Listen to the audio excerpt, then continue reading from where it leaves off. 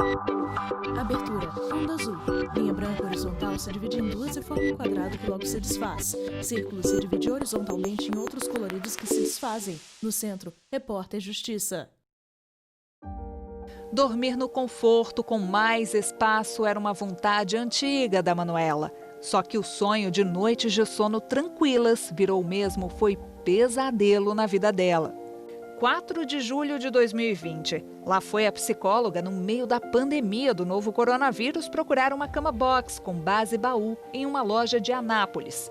A propaganda, nesse caso, foi a alma do negócio. Não faltou promessa de cumprimento de prazo de 1 semana para a entrega de tudo. Na prática, não foi bem isso que aconteceu, não. Manuela A Rios, entrega do psicóloga. colchão não aconteceu em 1 semana, e sim em 12 dias. Nós só recebemos o colchão dia 16 de julho.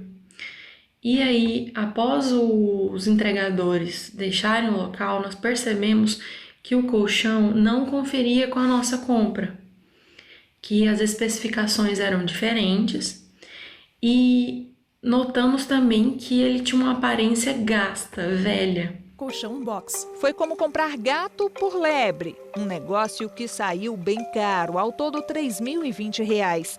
Na especificação constava que o colchão havia sido fabricado em 2018. Entramos em contato no dia seguinte, dia 17 de julho, com a vendedora, e ela nos informou que não poderia trocar o colchão sem uma vistoria de um técnico. A vistoria foi agendada e feita. O laudo confirmou o erro na entrega. A troca garantida pelo técnico nunca aconteceu.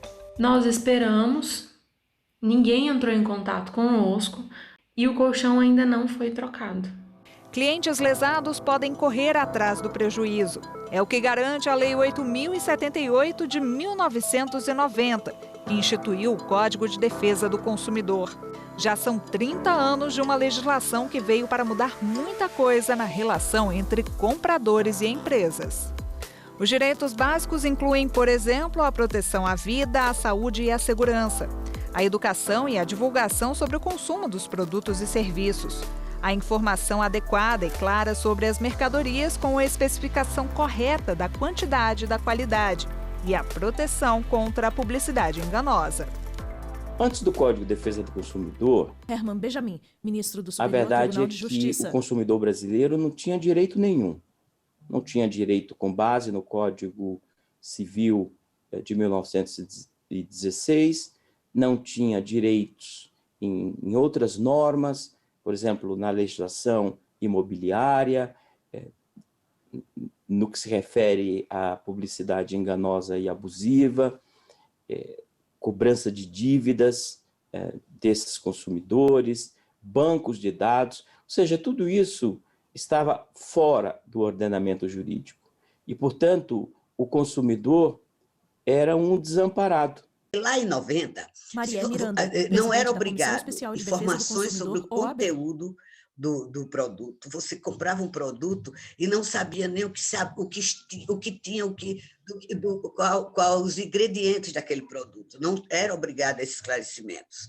Não era obrigado a colocar a validade do produto. Também tem isso. Então, você não tinha nenhuma segurança. Você comprava os produtos sem nenhuma segurança. Se você comprasse um produto com defeito, você não tinha direito a devolver. Se você nem tinha direito ao conserto, você comprasse um liquidificador com defeito, você que tinha que ir lá na assistência e pagar pelo conserto daquele liquidificador que você tinha acabado de comprar. Então, você não tinha absolutamente nenhum direito, né? E nenhuma informação também. Era desse jeitinho mesmo, né, Solange? Eu, por exemplo, aos 14 anos já tinha CPF, trabalhava e comprava. Comprava. E muitas vezes eu tive problemas e não tive onde me amparar.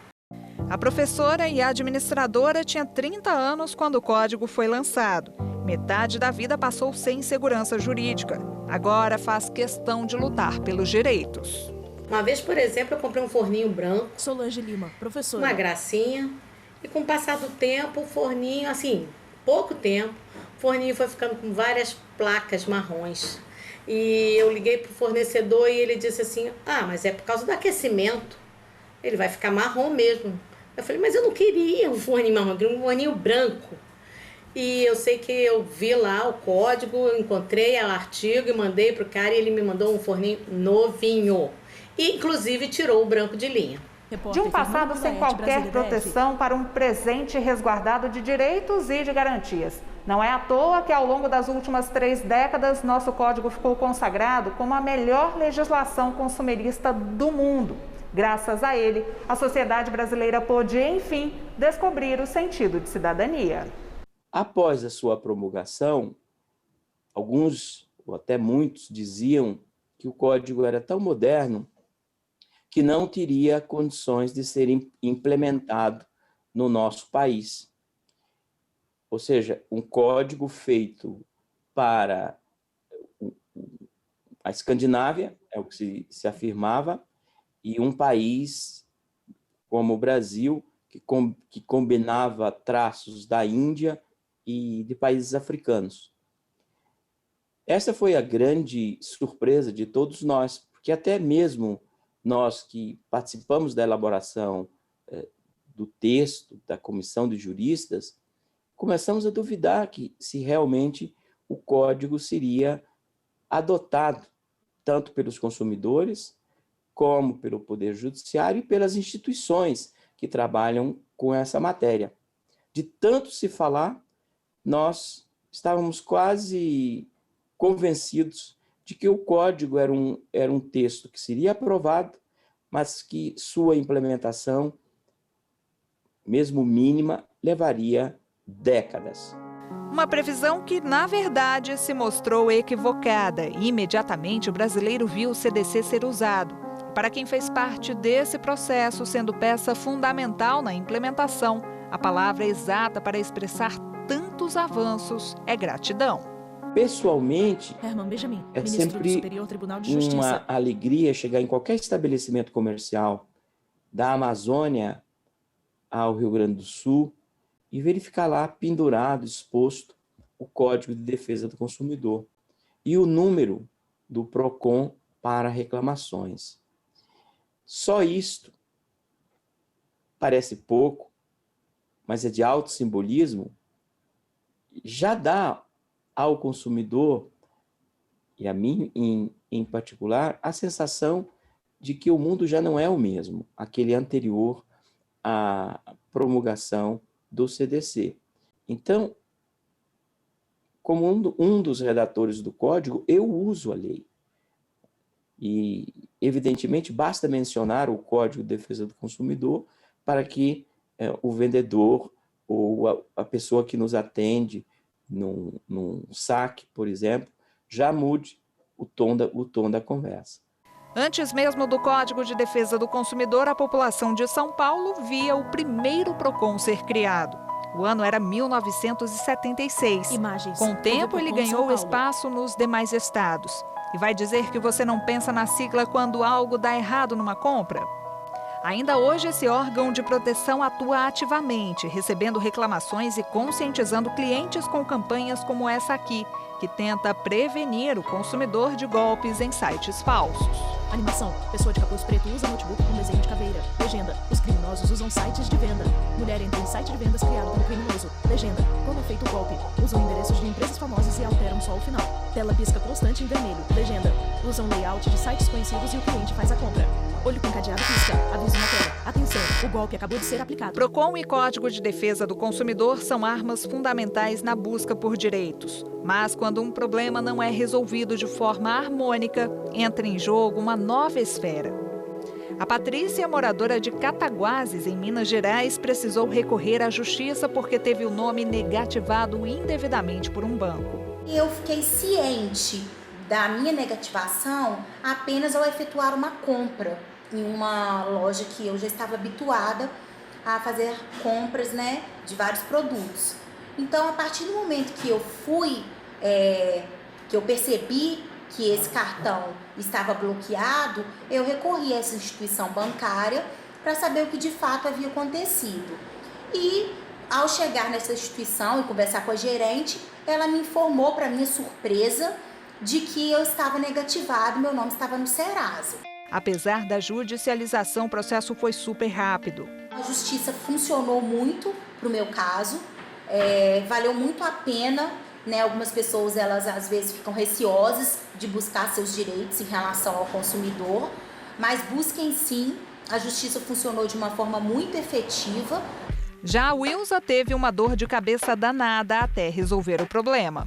Eu fui trocar o aparelho celular e descobri que eu tinha 52 linhas telefônicas no meu nome, em todo o Brasil. E meu nome estava negativado. E eu não pude, na época, trocar o aparelho. Como eu me senti lesada, amparada pela lei do consumidor, eu entrei com essa ação e, graças a Deus, tive ganho de causa. Uma coisa não dá para negar: o Código de Defesa do Consumidor foi um marco na vida do brasileiro. Mas também precisa de atualização e você vai ver isso ao longo do programa. A gente vai para um rápido intervalo e, na volta, o repórter Leonardo Ferreira fala das relações de consumo quando o assunto é plano de saúde. Não saia daí. Vinheta de transição. No centro, repórter Justiça. Vinheta de transição. No centro, repórter Justiça. Ninguém sabe quando vai precisar fazer um exame, uma consulta de emergência ou, em casos mais graves, ser internado. Para não depender dos hospitais públicos, muita gente decide pagar por um plano de saúde. Até aí, tudo bem. Mas imagina só, no meio da pandemia, você perde o seu seguro? Foi o que aconteceu com a Arlene. O convênio dela acabou cancelado porque um reajuste de 50% não foi cumprido pelo estado do Amapá. Então, devido a esse não acordo de aumento financeiro, Arlene Almeida, bombeira militar. Os funcionários públicos ficaram sem plano de saúde. E sabe aquela história de que nada é tão ruim que não possa piorar? No meio dessa confusão toda, a bombeira teve um novo coronavírus. Sem plano de saúde, o tratamento pesou e muito no bolso. Tive que pagar os meus exames, porque o plano não pôde me cobrir. Arlene, você não foi a única a passar por isso não. Aliás, nos últimos meses, boa parte das reclamações dos consumidores estava relacionada à assistência prestada pelas operadoras de planos de saúde. São 46 milhões de brasileiros com seguro e muitos casos foram parar na justiça. Isso mesmo com a Agência Nacional de Saúde Suplementar tomando as medidas para cumprir a lei e garantir o atendimento aos beneficiários. Posso destacar a inclusão extraordinária de diversos exames para o diagnóstico da Covid-19 no rol de coberturas obrigatórias, a viabilização da telesaúde para atendimentos à distância, a realização de campanhas para orientar e incentivar a manutenção dos cuidados em saúde durante a pandemia, a orientação para as operadoras disponibilizarem canais de atendimentos específicos para esclarecimentos e informações sobre a doença, e a suspensão dos reajustes das mensalidades dos planos de saúde no período de setembro a dezembro de 2020. A ANS tem acompanhado o comportamento das empresas para que os usuários de plano não sejam prejudicados. Só para se ter uma ideia, em agosto houve queda de 12,5% nas reclamações assistenciais na comparação com o mês anterior. Até aqui falamos sobre problemas relacionados aos planos de saúde, mas vários outros setores deixaram a desejar e o cliente fez barulho. Dados da Secretaria Nacional do Consumidor revelam, por exemplo, aumento de 107% de janeiro a setembro deste ano em relação ao mesmo período de 2019 nas reclamações sobre o setor de vestuário. Em seguida, veio um crescimento de 73% nos protestos contra agências e operadoras de viagem. Em céu azul sem nuvens, avião de pintura branca e cinza decola. Ele está com as rodas expostas. Késia ajudou a engrossar a estatística. Só este ano teve 4 voos cancelados. A primeira viagem, que seria para o Chile, foi comprada em um site que oferece passagens aéreas por meio de milhas. Ela fez contato várias vezes para resolver o problema e nada. Desde então, eu tenho feito contato com eles e até hoje eu não recebi nenhuma resposta. A única resposta que eu recebi é que eles estavam analisando e que estavam com alto volume de chamadas. Pensa que parou por aí? Em outra situação, o reembolso pedido foi negado. Késia, então, teria que decidir entre mudar a data da viagem ou ficar com crédito para usar nos próximos meses. Eu entendo que é uma situação complicada, mas as pessoas que te compraram como operadoras estão tendo bastante dificuldade. Se tem uma coisa que o brasileiro não aceita é ser enganado, e ainda bem que existe o Código de Defesa do Consumidor. Na pandemia do novo coronavírus, algumas áreas bateram recorde no número de reclamações. Tivemos também um aumento muito grande nas questões envolvendo o setor de intermediação de serviços. Intermediação de serviços são esses serviços que nós começamos a fazer uso durante a pandemia, né? Os aplicativos para pedir comida, para transporte. Então, tivemos um aumento grande também nesse setor, um aumento de mais de 80% no setor envolvendo comércio eletrônico. Então, tivemos sim uma percepção clara dos setores mais sensíveis durante a pandemia, graças, né, a esses registros que são feitos no consumidor.gov.br, e são setores que nós estamos monitorando mais de perto. A plataforma foi criada para solucionar pela internet conflitos entre compradores e empresas. Como funciona? Primeiro, o internauta precisa saber se o estabelecimento alvo da reclamação está cadastrado no site. Se sim, ele registra a queixa e a outra parte tem 10 dias para dar uma resposta. Se você quiser fazer um levantamento das empresas que melhor respondem aos consumidores, você tem o retrato dessas melhores empresas, aquelas que estão prestando atendimento melhor no ambiente do consumidor.gov.br. Inclusive, nós fazemos anualmente premiações dessas melhores empresas, né? Então, a média é 10 dias, quer dizer, o nosso prazo máximo são 10 dias, mas a nossa média de resolução de demandas tem sido menor que 7 dias. Toda empresa se preocupa com a própria imagem e a reputação. Responder ao chamado em menos de uma semana é um indicativo de preocupação com o consumidor e de empenho para solucionar o problema. 80% das reclamações no site são resolvidas. Isso evita um excesso de processos na justiça. Quando nós temos muitas reclamações sobre um determinado produto ou serviço no ambiente do consumidor.gov.br, e nós percebemos que é um produto que realmente está causando lesões coletivas aos consumidores, o que nós fazemos na Senacom? Nós trabalhamos em mecanismos de políticas públicas para ajustar essa situação. No próximo bloco, a gente vai detalhar um pouco o perfil dos consumidores atuais. Você vai saber o que mudou ao longo dessas últimas 3 décadas e ver que o mercado online está crescendo e muito no país. O Repórter Justiça volta já. Vinheta de transição. No centro, Repórter Justiça.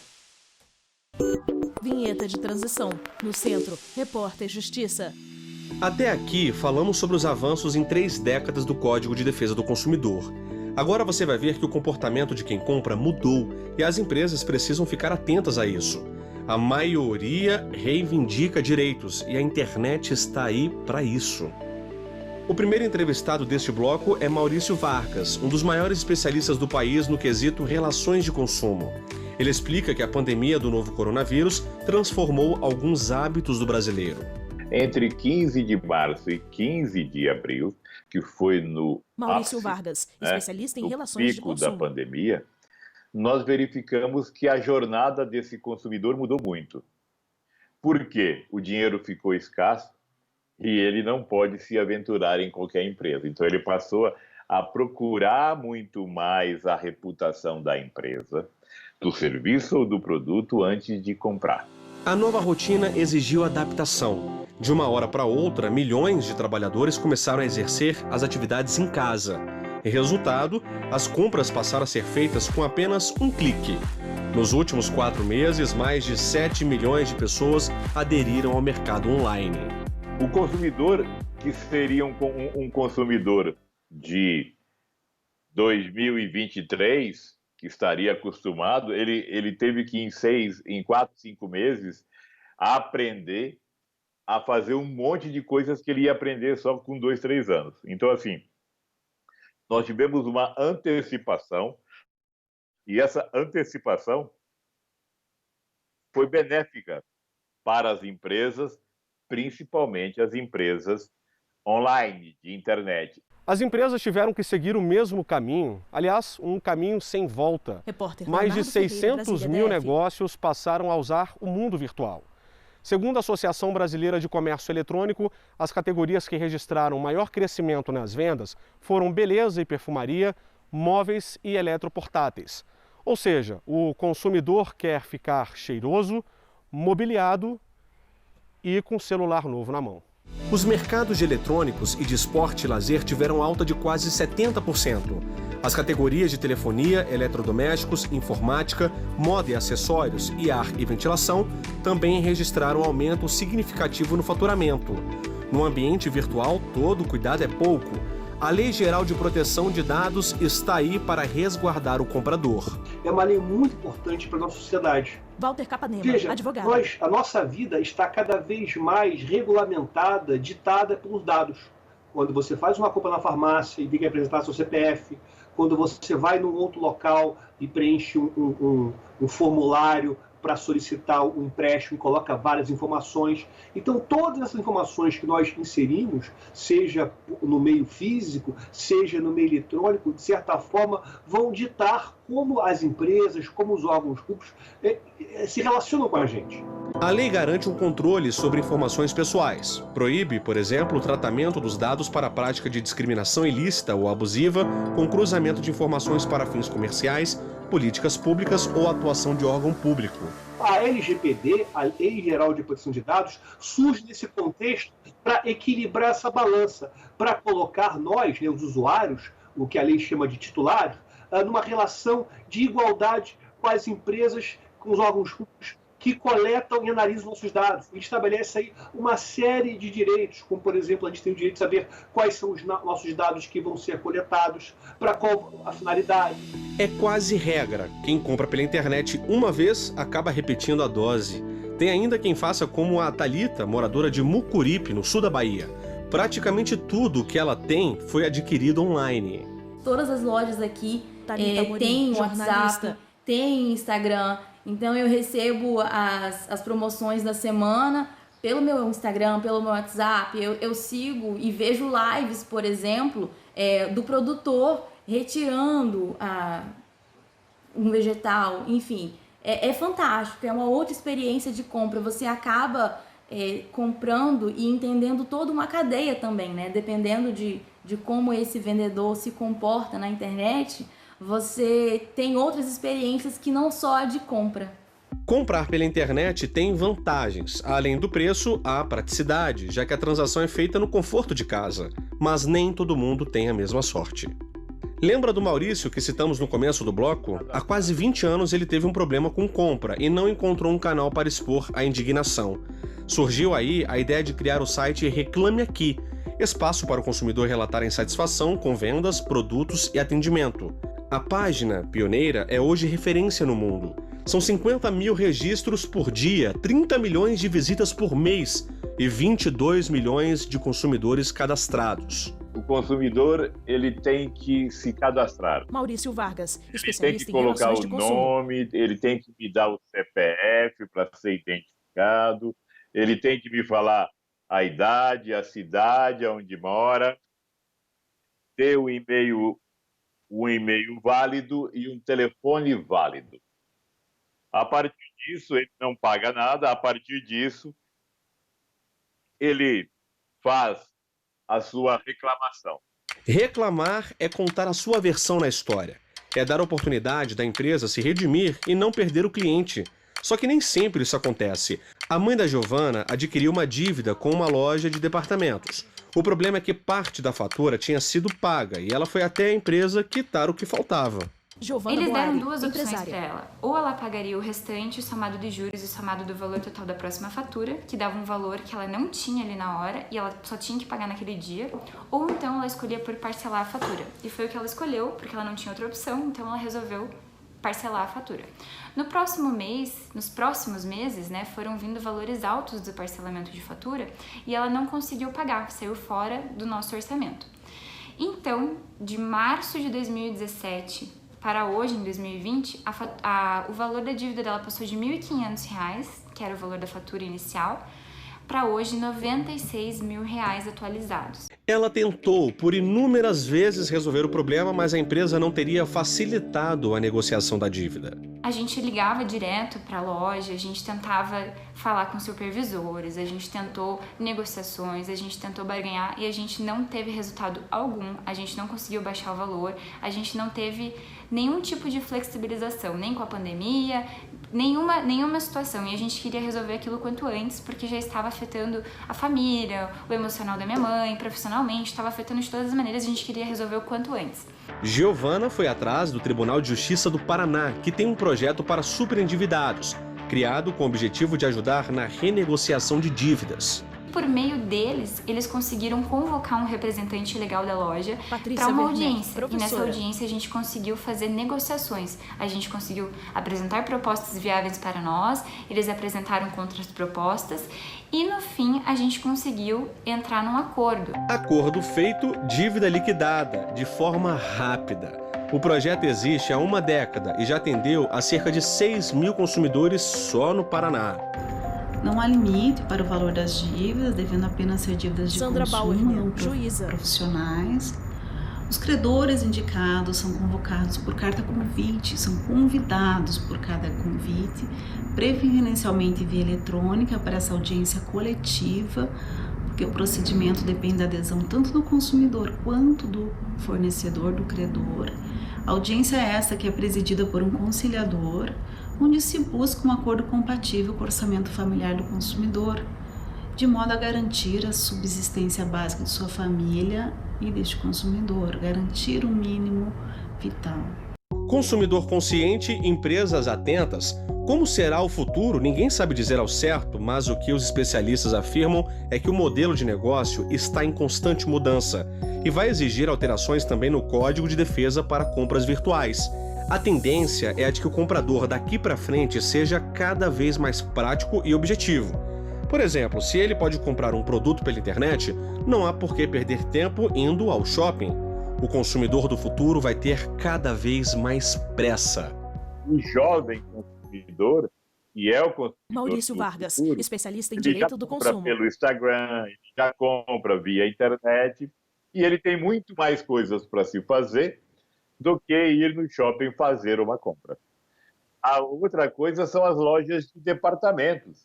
Essas grandes lojas de departamentos, elas tendem a desaparecer porque é uma metodologia de escolha que o novo consumidor não está acostumado. Ele usa óculos de grau e fones de ouvido. Tinha que ter nessas lojas de departamento uma busca para o cara ir buscar e ir no local certo. Mas hoje não, hoje ele tem que andar pelos corredores. Isso não vai acontecer mais, logo em breve. O Repórter Justiça fica por aqui. Se você quer rever esse ou outros programas, acesse nosso canal no YouTube, TV Justiça Oficial. Nosso e-mail é o reporterjustiça@stf.jus.br. Na semana que vem, você já sabe, temos um novo encontro. Até lá! Créditos finais. Produção: Lívia Maria e Marcela Luiza. Reportagem: Fernanda Muilaerte e Leonardo Ferreira. Edição de texto: Fernanda Muilaerte. Cabelo e maquiagem: Kelly Matheus. Figurino: Thalita Oliveira. Cinegrafia: Geraldo Genovez, Harry Góes, Jefferson Martins e Luiz Guilherme. Assistência técnica: Kleber Leite, Luiz de Mello e Paulo Paz. Edição de pós-produção: Diego Galeotti. Videografismo: Lucas Matias. Audiodescrição visual: Roteiro: Caina Leão. Narração: Ana Luísa De Franco. Núcleo de programação: Rosa Núcleo técnico: Fábio Guedes. Núcleo de produção de programas: Flávio Soledade. Supervisão: Coordenadoria de Gestão da TV e Rádio Justiça. Secretaria de Comunicação Social STF. Realização: TV Justiça Essencial 2020.